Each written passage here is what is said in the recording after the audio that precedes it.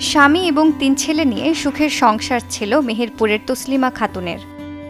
২০০০ সালে হঠাৎ ক্যান্সারে আক্রান্ত হন স্বামী ইমাদুল ইসলাম।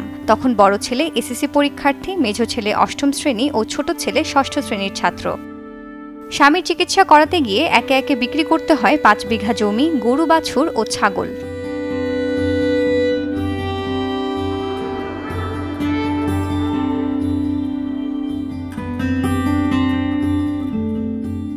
হাঁস মুরগির ডিম ও একটি গাভীর দুধ বিক্রি করে স্বামীর চিকিৎসা, ছেলেদের পড়ালেখার খরচ জোগাতেন তসলিমা। ক্যান্সারের সাথে লড়াই করে ২০০৭ সালে মারা যান স্বামী। স্বামী মারা যাবার পর অন্ধকার নেমে আসে তসলিমার পরিবারে।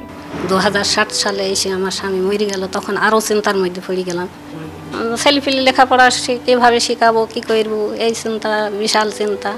তখন তো চোখের পানি শুকায় তখন। এই যে ছেলের আর্মি চাকরি, এর মধ্যে কষ্টর পরে একটা চাকরি হয়ে তখন ওই ছোটো ছেলেকে কিছু টাকা পয়সা দিল। তারপরে বড়ো ছেলে যখন মাস্টার্স কমপ্লিট হয়ে গেল, তখন ওই একটা বিশেষ পরীক্ষা দেওয়ার যে দিল, দিয়ে একটা কাস্টম অফিসারের চাকরি, কাস্টম পদে চাকরি হয়েছে। ওই চাকরির এখানে ও এখন আমার ছোটো ছেলেকে দেখাশোনা করে। বড় ছেলে জাহাঙ্গীরনগর বিশ্ববিদ্যালয়ে সুযোগ পেয়েও পড়াতে পারেননি। পরের বছর ইসলামী বিশ্ববিদ্যালয়ে সুযোগ পান। আর মেজো ছেলের চাকরি হয় সেনা সদস্য হিসেবে। তারপর আর পেছনে ফিরে তাকাতে হয়নি তসলিমাকে। এখন নাতি নাতনি, ছেলের বউ নিয়ে সুখের সংসার তার। আমার এখন বড় ছেলে চাকরি করে, তার বিয়ে শাদি করে 2টো ছেলে পেলি, একটা মেয়ে একটা ছেলে। তারপরে মেয়ে ছেলে বিয়ে করে, তার 2টো মেয়ে একটা ছেলে। তারা আলহামদুলিল্লাহ তারা এখন ভালোই আছে। এমনও আছে যে 3 ভাই হচ্ছে যে ধান লাগাইছি, ধান মাড়াই করেছি, চাষাবাদ করেছি, সেখান থেকে যা আয় হয়েছে সেটা দিয়ে চলেছি। আর এদিকে বাড়িতে মা গরু পালন করতো, মুরগি পালন করতো, ছাগল পালন করতো। সময় সময় সেগুলো যখন প্রয়োজন হইতো তখন আমরা বিক্রি করে আমাদের দৈনন্দিন খরচগুলো চালাইতাম।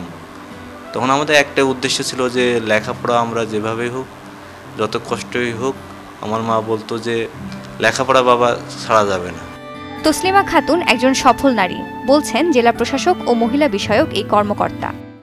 স্বামী মারা যান, হঠাৎ করে অল্প বয়সে স্বামী মারা যান। উনি বিপন্নতার মধ্যে এবং সংগ্রামের মধ্যে দিয়ে উনি অনেক হাঁস মুরগি লালন পালন করেছেন এবং গরুর দুধ বিক্রি করে এগুলা খুব সংগ্রামের মধ্যে দিয়ে 3টা ছেলেকে মানুষ করেছেন। একটা ছেলে কাস্টমস অফিসার, একটা ছেলে আর্মিতে গেছে এবং পরের ছেলেটা এখন একটা চাকরির সন্ধানে বিভিন্ন রকম পরীক্ষা দিচ্ছে। প্রতিটি সমাজেই কিছু মানুষ পিছিয়ে থাকেন, সমস্যা থাকে। সমস্যার মধ্যেও যে চেষ্টা থাকলে, ইচ্ছা থাকলে তার সন্তানকে লেখাপড়া শিখিয়ে আদর্শ মানুষ হিসেবে প্রতিষ্ঠিত করা যায়। সেক্ষেত্রে আমাদের এই সফল জননী তাসলিমা খাতুন একটি উদাহরণ। সফল এই নারী 2021 সালে জেলা পর্যায়ে জয়িতা অন্বেষণে হয়েছেন সফল জননী। Desk report, channel 24।